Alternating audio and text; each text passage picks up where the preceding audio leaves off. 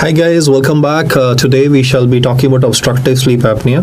Well, who doesn't want a good comfortable sleep, though we doctors are half the time sleep deprived.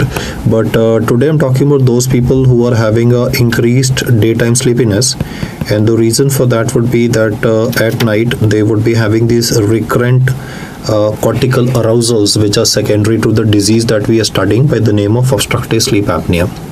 Let's focus on these images so that you can get an insight into why this person is never waking up fresh in the morning.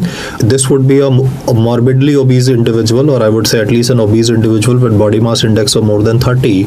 And let's look at how his breathing at sleep would be different as compared to you and me. Now imagine yourself lying in the bed in a supine position, and you obviously have a normal airway, so air can obviously take its normal route. And in normal people like you and me, we have what is called as the pharyngeal dilator muscles, and they prevent the tongue from falling backwards when we're lying in a supine position, and they keep our airway patent so that we are having a normal delivery of oxygen to the lungs and then to the rest of the body. What happens with respect to people who are having obstructive sleep apnea would be that the normal sinusoidal inspiration and expiration that occurs in you and me will not be happening. If you look at the second diagram, you will notice the fact that in this individual, the tongue is slightly falling backwards. Now, you are all aware of the fact that REM phase of sleep is when the tone of the muscles tends to basically reduce. I mean, this is a stage when you have a dream which is scary, I would say, like a horror kind of a dream, then in a normal individual you might feel as if your body is paralyzed. So REM phase is whenever muscles are taking rest. That is the part of the sleep where the tone of our muscles is the least, and that is what happens in this particular individual, that the tone of the muscles is obviously reducing, but to a level that it is causing a narrowing of the airway. You can very well notice a very significant narrowing of the airway in this individual, which will contribute to development of hypoxia.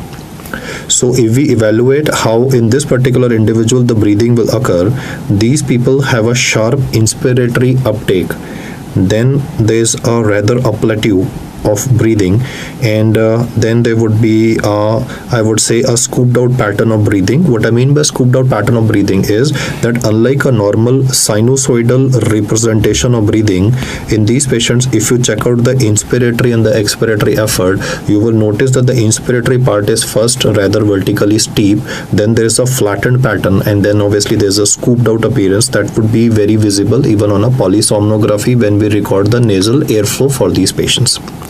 So in this particular patient, what I have shown is technically called as flow limitation, which explains the fact that there is hypoxia in the body, and that can contribute to cortical arousal. Now, if I go to the third image, you will notice that in this person, the magnitude of obstruction has increased even further. So I'm drawing a relatively thicker arrow to say the fact that the tissues, the soft tissues, are rather falling backwards. This could be secondary to obesity. It could be secondary to people who have a small jaw. So I don't want you to be under impression that snoring is found only in very fat people, or you get obstructive sleep apnea on only very fat people. People who have, I would say, micrognathia or retrognathia, that means the mandible is not very well developed, the mandible is smaller as compared to the size of the tongue, even those people could be having this kind of a loud snoring. So you can notice the narrowing of the airway, and when the air tries to go in, it will result in this vibrations of the soft tissue, especially of the uvula. So you have is a characteristic loud snoring in this individual, and as the airway gets progressively narrowed, the intensity of snoring will increase. So family members are gonna say, like, this individual, when this person is sleeping, we feel as if there's a tractor running in the house. Maybe sounding funny to you, but that's how the relatives will say. I mean, loud snoring progressively increasing, like there's a tractor running in the house and I just can't sleep. So maybe his wife is complaining that this person snores too loudly. There's vibration of the soft tissues that you can see, and then the bad thing happens, which is that there is absolutely no flow. So I've just symbolically shown here is a development of an apneic episode.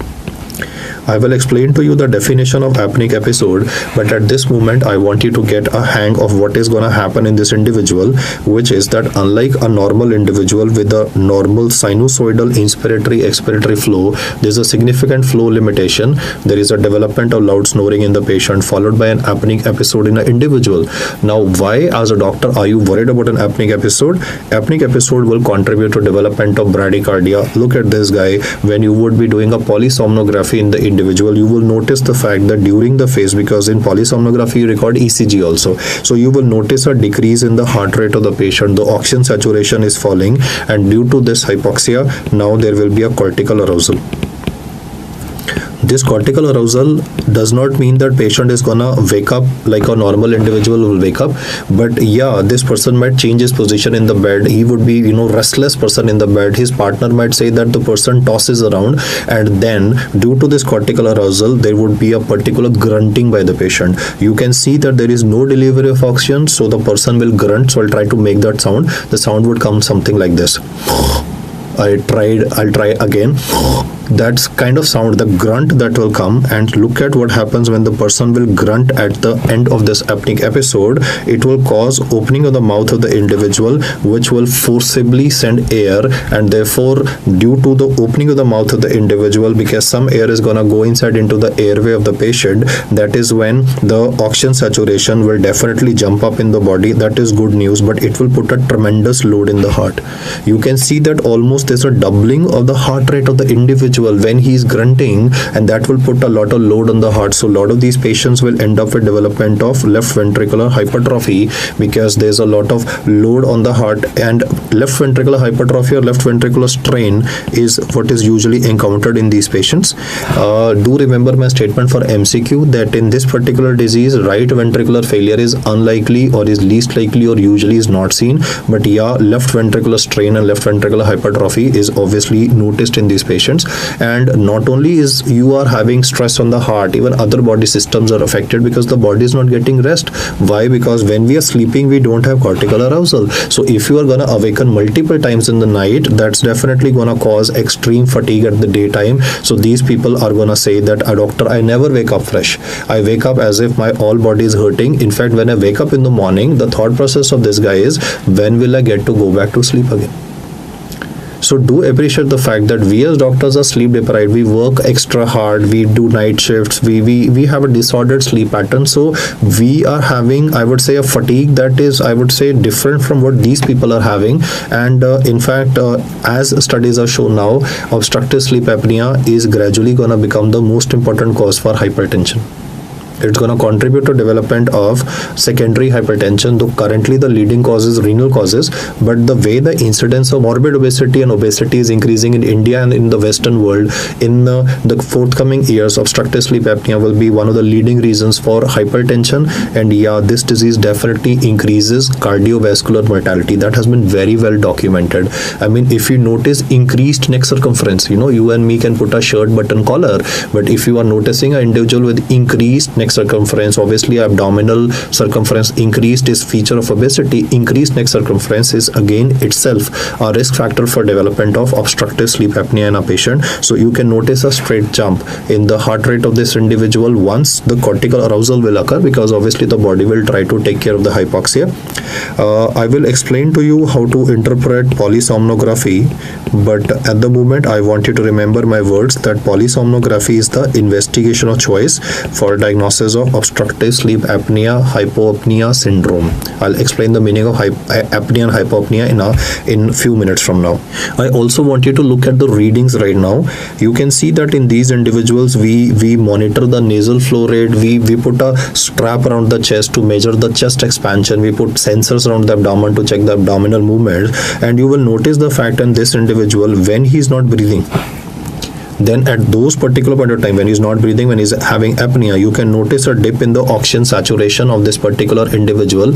And once the breathing resumes, he might have a slightly increased inspiratory effort once there's a cortical arousal. But every time there is a apneic episode occurring in a patient, there's a very perceptible decrease in the oxygen saturation of the patient, and if the oxygen saturation decreases by more than 3%, then we definitely are bang on track for diagnosis of obstructive sleep apnea in a patient.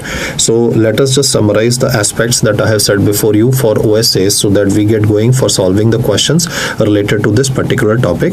Obstructive sleep apnea has increased daytime sleepiness, increased incidence of cardiovascular mortality and cardiovascular disease. In these patients, in fact, the disease could be present since birth. So even children can be having behavioral issues due to obstructive sleep apnea. Now, what is the definition of the word apnea is obviously important, and you should also know what is the definition of hypopnea, but first apnea. Well, apnea simply means absent breathing. The cutoff or duration for the same has been asked in multiple choice questions. So absent breathing effort for a duration which is lasting more than 10 seconds. That's the first and the foremost thing that you need to remember. This will be associated with approximately a 3% decrease in the saturation of oxygen in the body of this particular individual that can be measured by pulse oximetry. And then there should obviously be a cortical arousal. How would you check for cortical arousal? You would check for the EEG of the patient.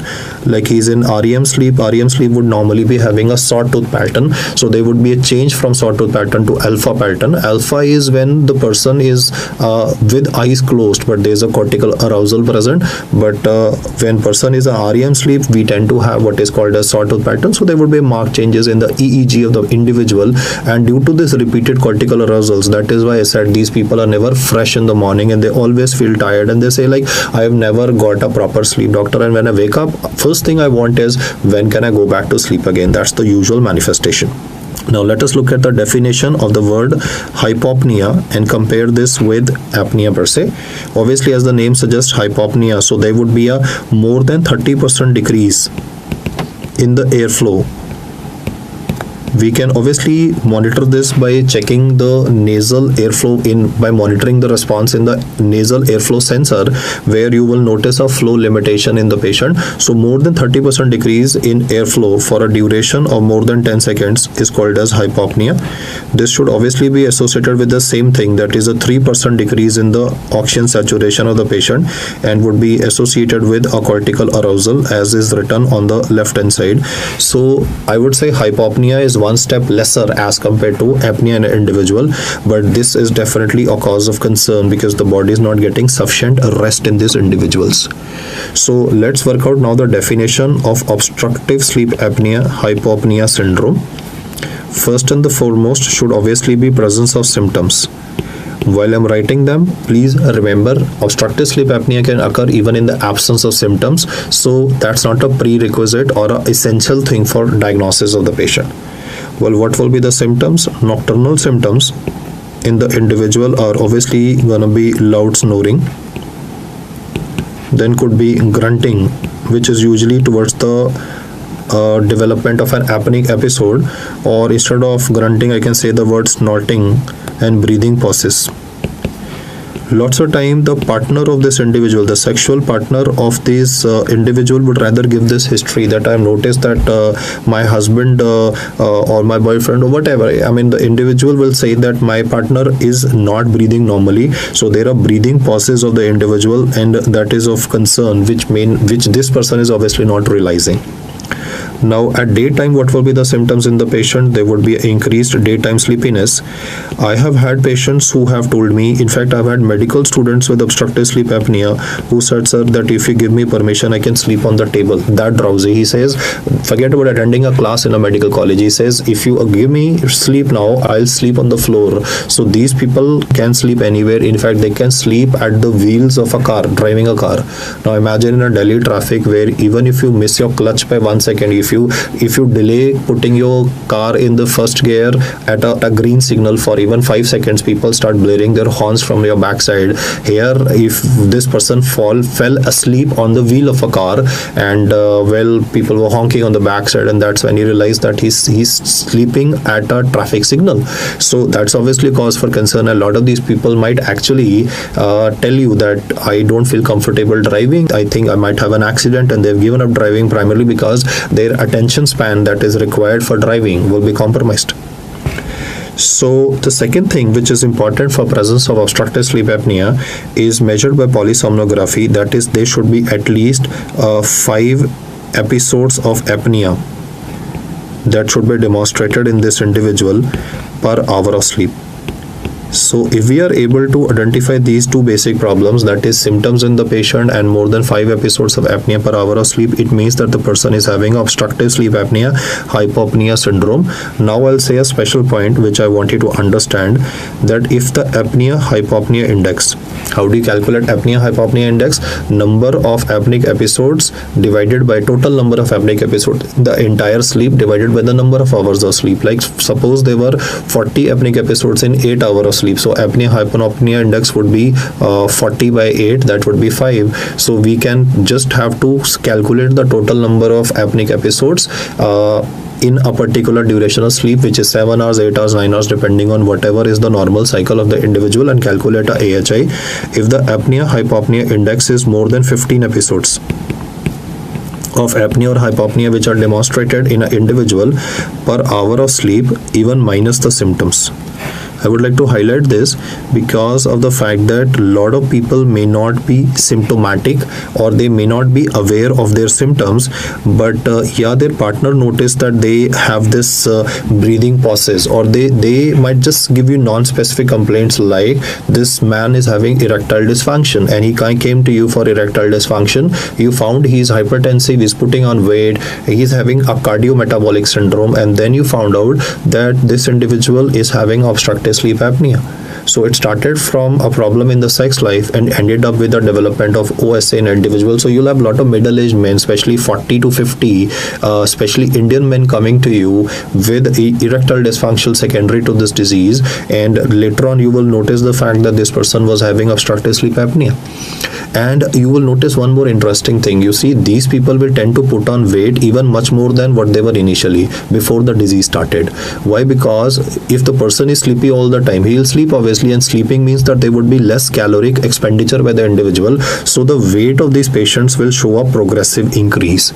So once we remember the diagnostic symptoms for this particular condition, then is the time for working out what are the risk factors for development of this particular condition. Well, one of the most important risk factor is obviously centripetal obesity. Now, why is obesity contributing to this? Then I can divide this discussion further into two parts. Point number one would be that there will be narrowing of the lumen of the upper airway. That's obviously because of the fat deposition in the upper airway of the patient with respect to the uvula or pharyngeal wall. So narrowing of the pharynx, I would say, or narrowing of the pharyngeal inlet is one of the reasons why you would be having snoring and would be having a obstructive sleep apnea developing in this individual. The second reason would be that there would be a reduced compliance of the chest wall, the expansion capacity of the chest. You see, our diaphragm generates a force which would help you to inflate your lungs. Due to the obesity, the compliance of the chest is lesser. So the pull that is required to keep the airway patent during inspiration is hampered in this individual. I said two things: narrowing of the pharyngeal inlet due to fat deposition, that is one of the reasons. The second would be decreased chest wall compliance, which would decrease the caudal traction. Mark my words there, caudal traction, which is required for keeping the airway patent. And therefore, we are saying that there is a collapse of the airway. Upper airway does not have any cartilage. I mean, it's not a stiff area that like trachea has these cartilaginous rings which keeps us patent all the time. But in this case, due to obesity, the patency of the upper airway is compromised, and that explains the fact that obese people would be having a higher incidence of development of obstructive sleep apnea. Now I am showing you a very thin person. In this particular person, you will notice the fact that the mandible is not even properly developed. So people with craniofacial abnormalities, especially a disease by the name of micrograthia, are at risk for development of OSA because the tongue would be disproportionate to the size of the mandible. So it's obviously bound to fall backwards during the phase of sleeping, especially REM phase, where the pharyngeal constrictor muscles are not working properly and the airway obstruction would occur. Sometimes you will notice that the examiner will write the word retrognathia and sometimes they will write the word micrognathia. So obviously you should know the meaning. Micrognathia, as the name suggests, simply means there is a mandibular maldevelopment, there is a mandibular hypoplasia in the patient, which would be responsible for problems in the patient. On the other hand, when I say the word retrognathia, it means there is an abnormal mandibular position with respect to the maxilla, because our maxilla and mandible are aligned. But if you have an abnormal mandibular alignment with respect to the maxilla, WRT means with respect to the maxilla, then it implies the fact that the patient is having a retrognathia. In the next image, I have shown a syndrome here. You would definitely notice that this child, partially open mouth, protuberant tongue, mongoloid slant. These are very characteristic features that are seen in children with Down syndrome. So even children with Down syndrome have a protuberant tongue and would be having an incidence of obstructive sleep apnea, which explains behavioral abnormalities noticed in children with OSA. Then would be relatively a rare pediatric condition that's again related to mandibular and the maxilla alignment, that is Treacher-Collins syndrome. So these are two important reasons which I want you to remember from the syndrome perspective. The incidence is also increased in women post-menopause or after menopause. That's primarily because they have documented the fact that estrogen improves ventilatory drive. So when a woman is younger, the incidence is lesser, but in a woman who's older than 45, lesser amount of estrogen, the respiratory drive is relatively lesser, so incidence increases in women. Then you can notice macroglossia with a broad nose in this particular patient with coarse facies. So I have shown here an image of a patient of acromegaly. There is a coarse facies, there's a large tongue, and the large tongue would obviously be having a tendency to fall backwards and narrow the airflow and contribute to disordered breathing during sleeping. Hypothyroidism has myxedema that can explain the airway narrowing in the individual and contributing to development of obstructive sleep apnea. During the description, you will notice the fact that most of the time I'm emphasizing on either the obesity component, obviously, which is the most common cause, or I'm rather emphasizing on the mandible and the tongue disproportionate with respect to each other, or for that matter of fact, I'm talking about airway narrowing due to connective tissue overgrowth or myxedema primarily. But I would also like you to remember that people who are having diseases or ENT diseases, like I would say a patient has a high nasal resistance. What I imply by the word high nasal resistance is that this person is having nasal polyps, big nasal polyps, or is having adenotonsillar hypertrophy. So people with high nasal resistance, what happens is because they can't breathe through their nose in sleep, they tend to breathe with their mouth open.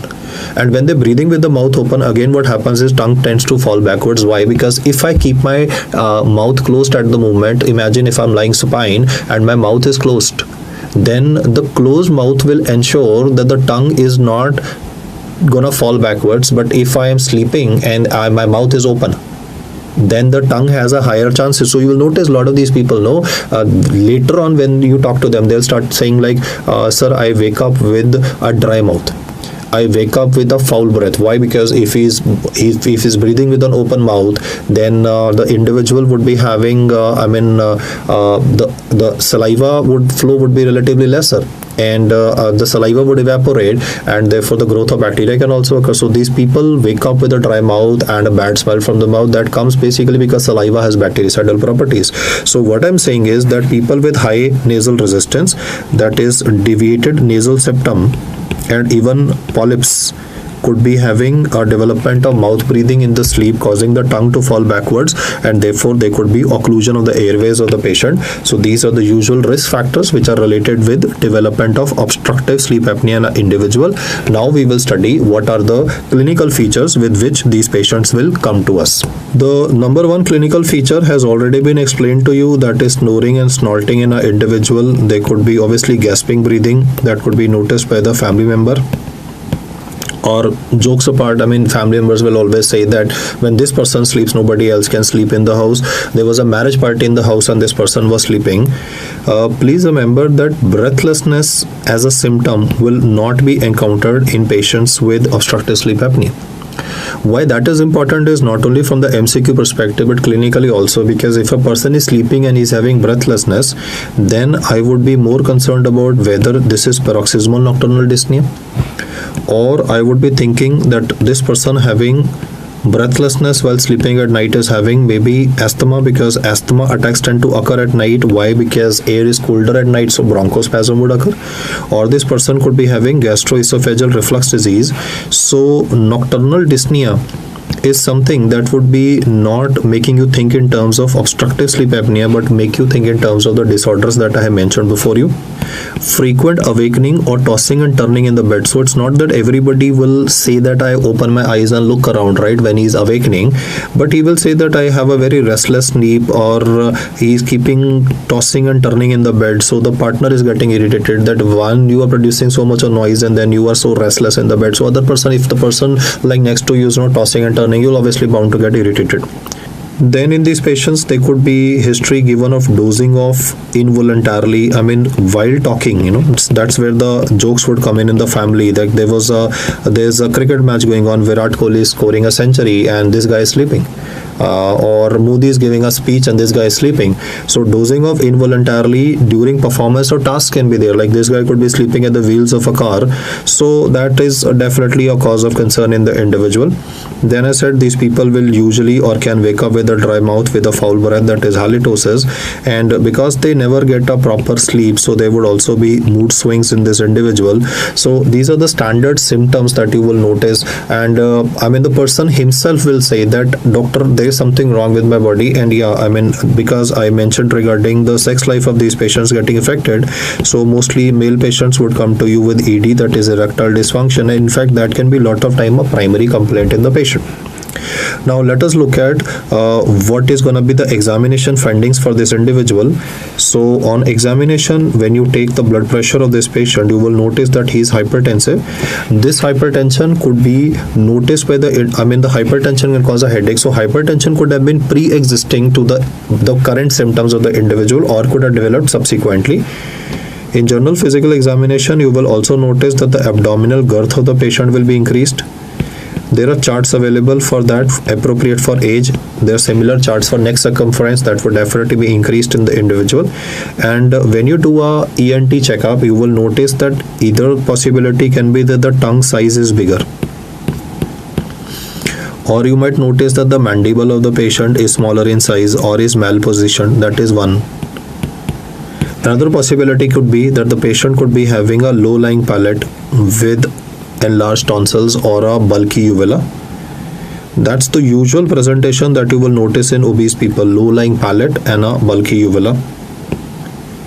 With respect to children, you might notice that the child might be having enlarged tonsils, and enlarged tonsils can also contribute to development of adenotonsillar hypertrophy, as I said, can contribute to the same. So the bottom line is that the cardiovascular profile of this patient will definitely worsen. So cardiometabolic syndrome or syndrome X manifestations can be noticed in this particular individual. For syndrome X, I've discussed separately. You can go through the cardiovascular system for that. And lots of these people would be obviously putting on fat. They'll become obese because they sleep most part of the day. So deranged lipid profile would also be noticed in this individual. Now I'm gonna do some workup of this individual so that we can come to a final conclusion. The investigation choice, as I've taught you, is polysomnography. So let us study what are we gonna do in the polysomnography. I'm gonna tell the patient that you just have to sleep. We are gonna record your sleep by putting on some sensors. One sensor that I will definitely put would be on the forehead of the individual on the occiput, and one in the center to record the EEG, because I want to demonstrate a cortical arousal in the patient. I also want to put a sensor near the eyes of the patient to check for, on the eyes of the patient rather, to check for the rapid eye movement, electrooculography. I will also put a sensor on the chin of the patient, because when he's snoring, then there would be this movement of the throat of the individual. So EMG would be done on the chin and would also be done on the leg of the individual. Like we can put a sensor on the leg that can help you know that if he's gonna change his position, or if he's gonna move his bed, like tossing and turning in the bed, then the EMG will pick up, EMG sensor in the leg will pick up the change in the position of the patient. We are going to record the ECG of the patient because that will show a prolongation of the RR interval, because there would be a bradycardia that would occur in these patients. Then is obviously a pulse oximeter and nasal airflow. These are the sensors that we are gonna deploy in these people to pick up the airflow limitation. Plus we will also record the chest movements as well as the abdominal movements in the individual. We will be able to demonstrate paradoxical breathing in these patients, like our chest expands, here the abdomen will be working more sometimes, and then obviously in apneic episode both will stop working. So sensors in the form of a belt would be put to measure the chest expansion and the abdominal movements in the individual. Along with this, you can also go in for blood pressure monitoring. I want to tell you the fact that when we are sleeping, we normally have a dip in our blood pressure. It decreases by approximately 10%. In these patients, if you go for BP monitoring, you will always notice absence of nocturnal dip. And in fact, that's one of the early manifestations that will develop in obstructive sleep apnea. The blood pressure tends to be blood pressure tends to be higher in these patients, and most of these patients are either pre-existing hypertensive or become post-hypertensive to the manifestation of this particular disease. And since there would be a lot of stress on the heart, so echocardiography, a baseline, can be done in this individual so that I can check for chamber size in the patient, because gradually the left ventricular strain can contribute to LVH in the patient. But remember that right ventricular failure is not seen in patients of obstructive sleep apnea. That's an MCQ statement which is to be remembered. Now let's look at few polysomnography records. Like you can notice here that the electrodes which are present on the top, they are basically recording the electrical activity in the brain, and if there's a sudden burst of electrical activity with change of rhythms, it definitely tells you about cortical arousal in a patient. EOG would be recording eye movements. We can identify REM sleep. There's a sensor on the chin to pick up the snoring activity. Then is obviously EKG. Like in America, they don't use ECG, they use EKG. You can have a mic that can record the snoring aspect of the individual. Then is the nasopharyngeal flow, which is important, and in this diagram you can notice the fact that the nasopharyngeal flow of the patient has shown a decrease, and then there's a proper apnea occurring in the patient. You will also notice that corresponding to the nasopharyngeal flow, which is decreasing, the chest movements of the patient have also shown a declining trend, and there is hardly any chest and abdominal movement in this individual.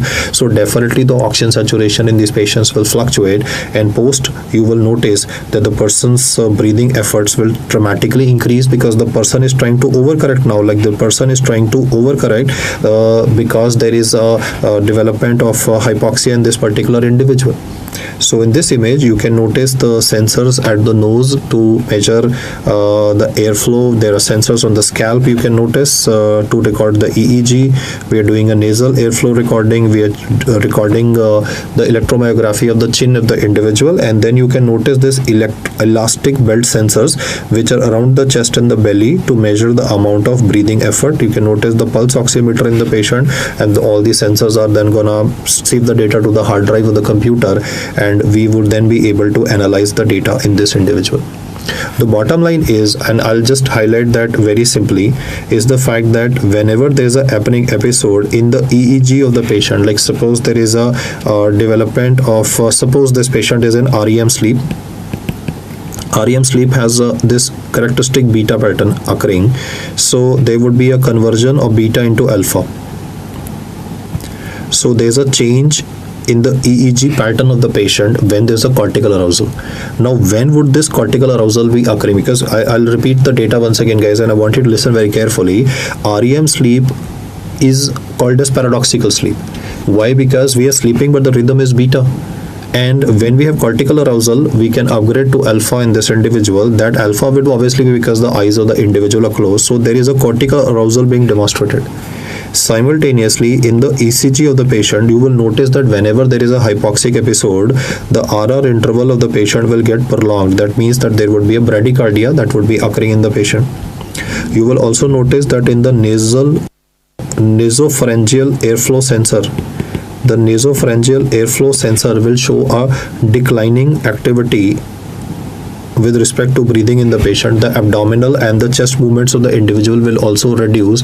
And when you are checking the electromyography, notice the fact that when snoring is occurring in the patient, then there will be no movement in the leg sensor because person is sleeping. But the moment the snoring will stop, the person might awaken, they might be change of position, then the leg sensor might pick up an activity. So we have to observe the changes. And don't bother, in your exam they're not gonna give you any polysomnography recording, though they have done that once in AIMS exam. They simply gave this recording like this and they said what does it represent. So it's a polysomnography, it is used for OSA or for any apnea per se. In the current recording, you will notice the fact that the sinusoidal movement of the chest and the abdomen is definitely occurring in the individual, but in between you are definitely noticing that the nasopharyngeal flow is showing what I was saying would be a scooped out pattern. Then if you look at the inferior recording that is currently shown to you, in fact I have deliberately picked up this image from Harrison because all of you are aware that we have Cheyne-Stokes breathing in patients of raised ICT. This is Cheyne-Stokes breathing, guys. If you look at it carefully, you will notice that the person is having hypoventilation. Then there is almost an apnea, no breathing. Then there is a hyperventilation. The hyperventilation is followed by again the same thing, hypoventilation. There is a apnea and a hyperventilation. So you can notice that in this individual, this cycle is getting repeatedly. I would say the cycle is occurring on a repeated basis. So hypopnea, apnea, hyperventilation, because it occurs on a serial basis in this individual, it explains the fact that this particular chap is having a definitive CNS cause to it. And you can notice that the EEG of this guy is going crazy. That's the cortical arousal that is occurring because secondary to the hypoxia which is occurring in this individual, and the oxygen saturation is fluctuating all the time. Like you can see the dip in oxygen saturation at the apneic episodes, and then maybe trying to return back to normal. So this recording is that of Cheyne-Stokes breathing. As I've said, thankfully till now they have not given any polysomnography interpretation in the exam, but yeah, some of the images are very characteristic and definitely makes sense to at least have a look at them once. So this slide is mainly to explain to you fact like what do we actually do in a sleep study or polysomnography in a patient. Now we will talk about what are the treatments which are available for these patients. Usually the best treatment is a CPAP, like I have shown here a Philips model here. The person is shown sleeping with a mask on, which might be a little bit of difficulty initially because a person might have irritation to the mask. They might be damage to the nasal septum because of the rough plastic tissue of the mask. But yeah, the quality of the products is improving in our country. So this would cost about 30,000 rupees in Indian currency, and the quality of life for the individual definitely become better. So let's look at what are the treatment options available before you as a doctor for managing a chap with OSA-HS. First and foremost is obviously weight loss, but that should be at least 10% weight loss that should occur in an individual to reduce the hypopnea episodes. Just to put it in the contrary sense, I want to tell you that for every 10% increase in the weight, like suppose weight is 80 kg, if it increases to 88 kg, for every 10% increase in the weight, there is a 30% increase in the incidence of development of obstructive sleep apnea.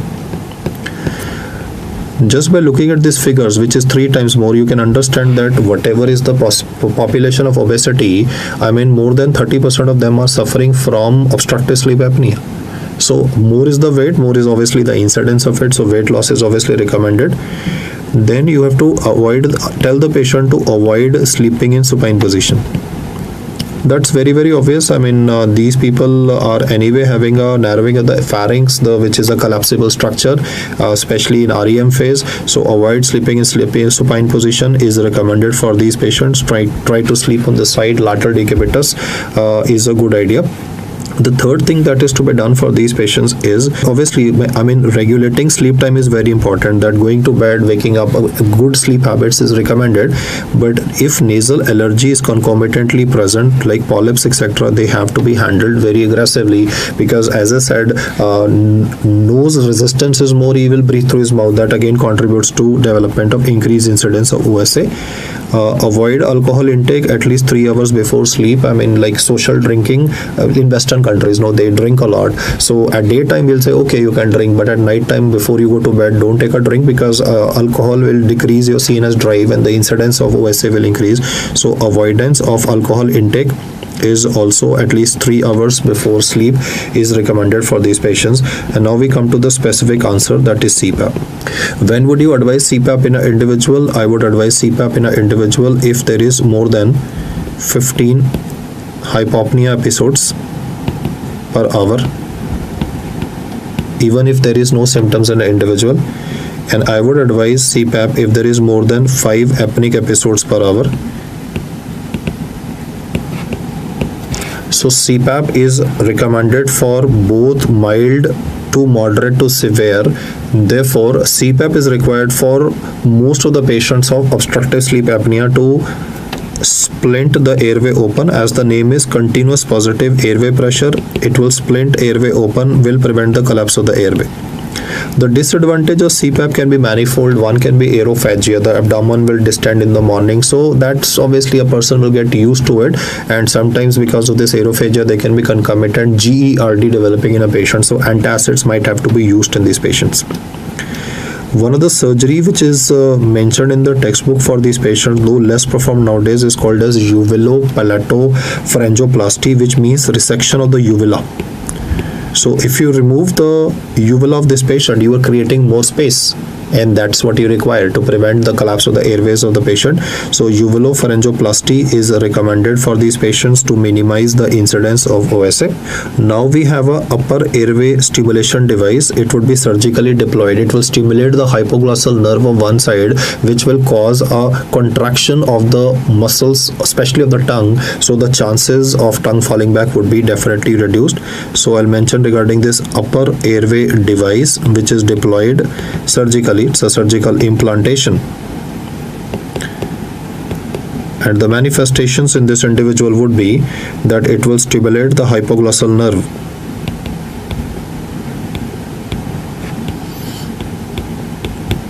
and the end result would be the prevention of the tongue from falling backwards. There are some oral devices with varying efficacy which are also available. They act by basically repositioning the mandible of the patient. They're very difficult to manage. Sleeping with something in your mouth is not something very comfortable. So oral devices which help in reposition of the mandible, the acceptability of them is also less. The efficacy of them is also very varied. So there is no valid documented study or meta-analysis available which is rather saying that this is superior or inferior, because they've actually not tested them. So they're available in the market obviously, but then the clinical studies documenting their use is not available. So the treatment of choice for this condition is obviously CPAP. Initial treatment would be answered as weight loss in an individual. Disadvantages of CPAP can be aerophagia, getting used to the device, local trauma due to the ill-fitting mask, etc. are the minor side effects that can be obviously adjusted with the help of a good post-sales team, I would say. And now the models are fairly affordable for our Indian patients. So the quality of life in these patients will definitely increase dramatically. We shall now talk about also central hypoventilation syndrome. But before I do that, I want you to be aware of a question which is related more to psychiatry, but still you should know it. And I'll just mention the name so that you can remember it. This is a patient-filled questionnaire. This is called as Epworth Sleepiness Questionnaire. And well, I would suggest you that if you also keep on feeling sleepy all the time in medical college, back in your medical school, though you sleep well, 8 hours, 10 hours, still you feel sleepy all the time. One could be obviously the class is boring, Second could be that you are under too much of stress to the class is good. Third possibility is obviously you could be having obstructive sleep apnea. So what will you do? You will fill up this questionnaire, and if the score is more than 8, that means you need medical advice. The questions are like, how likely are you to doze off in following situations, like sitting and reading, watching television. Modi is speaking and people are, he's a good orator, right? So Modi is speaking and the guy is sleeping. Or I would say like this, that Dhoni is scoring a century, Virat Kohli is scoring a century, or Ronaldo is scoring a goal and the guy is sleeping. That's definitely a cause of concern. Sitting inactive in a public space, like sitting in a park and he is sleeping, or let me say at a party, at a club, the guy is sleeping. So the person will have to fill this up. There's mentioned like as a passenger in the car, he's tending to sleep, or at the wheels of a car he's tending to sleep. both, right? So if the score is more than 8, that definitely means that the person needs medical care and a polysomnography should be done in this individual. Before I talk more about central hypoventilation, guys, I also want to just introduce to you, this is not academic, but I just wanted to introduce you to this young chap. His name is Nitesh Kumar, and he has developed a portable CPAP device specially useful for babies, and he has also developed a model for adults for reducing the incidence of ventilator associated pneumonia. Because you know, in India, if somebody goes on ventilator, we are thinking that when will the person die. Why? Because most of the time the tubings are contaminated, and the hygiene part cannot be maintained. Clearance of secretions of the airways may not be done properly due to lack of medical staff and various reasons. So incidence of ventilator associated pneumonia can increase. So this chap, he developed a portable ventilator which can be used to saving lives of these children. And obviously the adult model can take care of reducing the incidence of ventilator associated pneumonia. Why I kept this slide is because you know, this is a very path-breaking revolution, and in fact there is a lot of contribution of Indians in medical science. I'll give you another example. I have taught in cardiology that troponin I kit, and is one of the best kits to identify myocardial infarction, but there's a new Parker available by the name of heart fatty acid binding protein.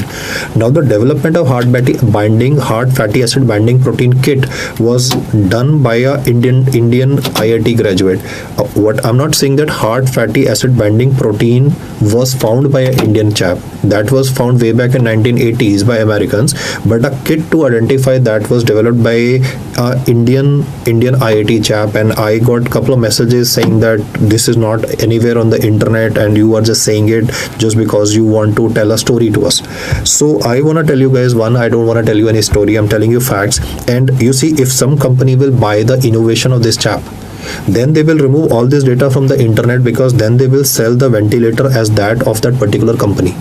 So lots of time, like people make, I would say, advances in medical field, then they sell their research to a medical company, and the medical company will then remove their name, obviously, because they want their products to sell. So that's my justification for heart fatty acid binding protein thing that I have said, and no controversies. I would definitely encourage. And this is again a brilliant chap who's done work on developing a portable ventilator. I mean, ventilator is like, when you think about it, you think about lakhs and lakhs of rupees of expenditure. So this chap has done a good job to at least reduce the incidence of mortality related to babies and adults in our country. Moving in our discussion, we will now talk about central hypoventilation syndrome. In central hypoventilation syndrome, which is having a very peculiar name also, Ondine curse. Let's understand what we mean by this Ondine's curse, and what do you mean by the word central hypoventilation syndrome. When Ondine's curse is more of a mythology from Western culture, where there was an individual who was told that when he will sleep, he will die. Even something to that is present in our Indian mythology, maybe in Mahabharata also, you know. But let's not talk about mythology at the moment. Let's be practical. I mean, what do you mean by central hypoventilation syndrome? This is a genetic condition. There is a gene involved by the name of FOX2B gene, which is seen here. Now let's see the problem related to this.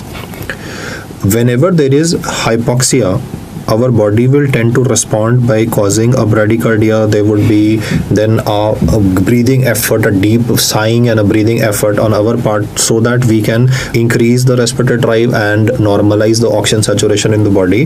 These people either have a poor or absent respiratory response to hypoxia and hypocapnia, which basically means the fact that the sensors in their body that respond to hypoxia and hypercapnia, like in the carotid body, we have sensors for checking for the oxygen saturation in the blood.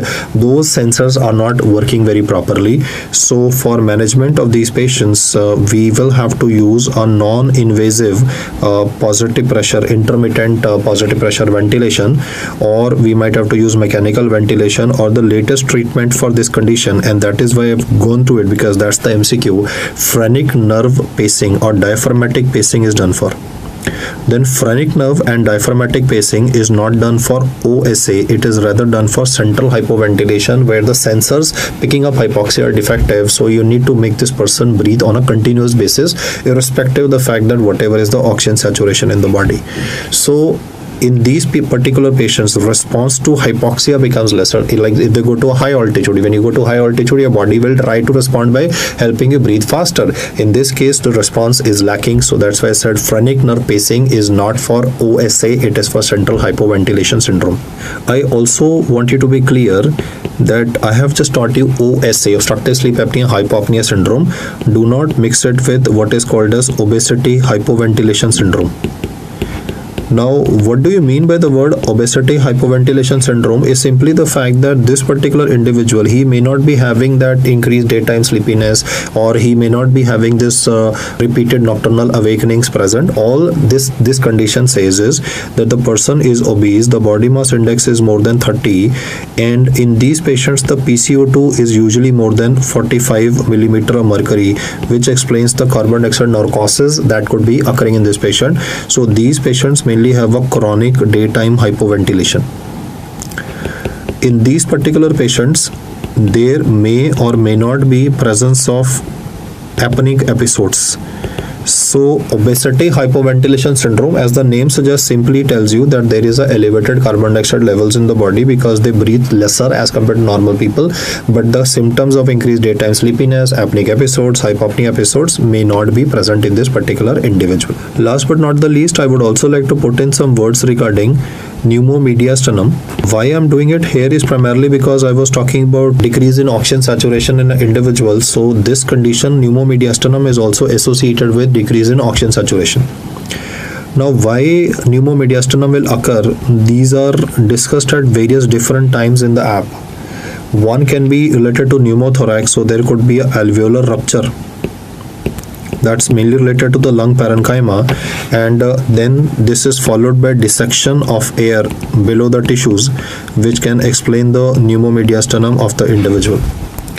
Second can be Boyrave syndrome or perforation or rupture of the esophagus. It could either be instrumentation responsible, or it could be rupture of the esophagus secondary to vomiting, Boyrave syndrome, that can cause pneumomediastinum into the patient. And then could be trauma to the neck, that is neck tissues could be damaged, and then this could be followed by dissection of air into the tissues, which would result in pneumomediastinum manifestations in a patient. So, well, what will I do pneumomediastinum, or to identify pneumomediastinum, I will be doing a chest X-ray in a patient. So let's look at clinical features which would be very characteristic in the form of sudden onset breathlessness in these patients, secondary to the events that I have mentioned. The complaints that are usually mentioned in pneumomediastinum patients is one, presence of substernal chest pain. This may or may not be associated with radiation to the arms.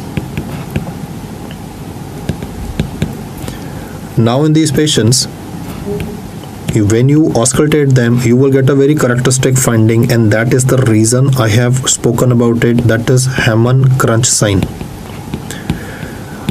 One description of Hammond crunch sign is like somebody is walking on snow with heavy duty leather boots, or simple way is you will hear a crunch. Crunch would be like when you bite into a crunchy cashew nuts, or crunch, I would say, for a chocolate, a crunchy chocolate available in the market. So there would be a crunch that would be heard. That crunch would be heard synchronous with the heartbeat, with the heartbeat of the patient. So crunch heard synchronous with the heartbeat of the patient is what is called as Hammond crunch sign, and it is heard better heard by you in a lateral decubitus position. So first of all, you need to remember the fact that Hammond crunch sign is an auscultatory finding of pneumomediastinum. In this particular condition, you will be doing a chest X-ray in the patient, which will be showing air. You can see that this air is definitely present, not below the diaphragm. Like normally you have air below the diaphragm, which is standard moustache sign of pneumoperitoneum. In this patient, I'll erase it now. The air is present just below the heart of the patient. So what we are seeing here and is technically called as continuous diaphragm sign. That's a characteristic MCQ, and you would have anyway done this MCQ and image-based question wise also. You should know continuous diaphragm sign is a feature of pneumomediastinum. If you look at the next X-ray, you will again notice air with respect to the heart borders. Normally there is no air with respect to the heart borders. In fact, this can be much better seen with respect to a lateral view, where you will notice the fact that there is air present in the mediastinum of the patient, and that will lift up the thymus of the patient. So a Spinnaker sail sign, as the radiologist will say. That's why, because the air will lift up the thymus gland. So a Spinnaker sail sign, I'll just mention the name here, sail sign or Spinnaker sail sign is seen, though it's not very visible in this one, but still, what do you mean by Spinnaker sail sign is simply the fact that the thymus is pushed up. The position of the thymus is pushed up by the air which is present in the mediastinum of this individual. And another classical sign, though difficult to pick up in an exam question, but is given classically, is called as Neclerio V sign, which would be seen with respect to the heart borders of the patient also. So I just want you to remember these names: continuous diaphragm sign, then the air is present retro to the heart or adjacent to the heart, Spinnaker sail sign and a Neclerio V sign are features of pneumomediastinum. We will now talk about treatment for pneumomediastinum. There is no definitive treatment required for this condition, because most of the time there is a absorption, there is a self-absorption of the air. So as such, I mean, air is harmless and is gradually gonna be self-absorbed or gradually absorbed, so there's no treatment required. But studies have shown that if you give high flow oxygen to patients on pneumomediastinum, then it increases the rate of reabsorption of this air. So as such, faster resolutions would be seen. And well, if it is causing obstructive shock, then we need to be more aggressive in our approach. Like in a case of pneumothorax, there is an obstructive shock with pneumomediastinum, like two things are occurring together, pneumothorax, pneumomediastinum. Then in those circumstances, a needle decompression may be required in the patient, so that the air which is present in the mediastinum is such a large amount that it has actually contributed to compression of the SVC and the IVC, and a decrease in the venous return of the patient can be reduced. So obstructive shock is usually going to be seen when you are having a pneumothorax and a pneumomediastinum concomitantly present, secondary to trauma. That is when a needle decompression in the second intercostal space of the patient can be done. So these are the aspects which I want you to remember, especially the radiological signs for this topic. And yes, specifically, I mean, I would like to highlight that a good night's sleep is important for performance. So keep working, guys, keep hammering, and the ceiling will definitely, I mean, you will be able to touch the ceiling. And this big obstacle in your course, the last one, I would say, like this, the exam that you need to clear, the final PG entrance exam, before things become relatively cooler for any doctor's career, is definitely the dam's wall is breached and you're able to get over to the other side. So well, thank you so much for listening, and we'll discuss another topic subsequently. Thank you so much.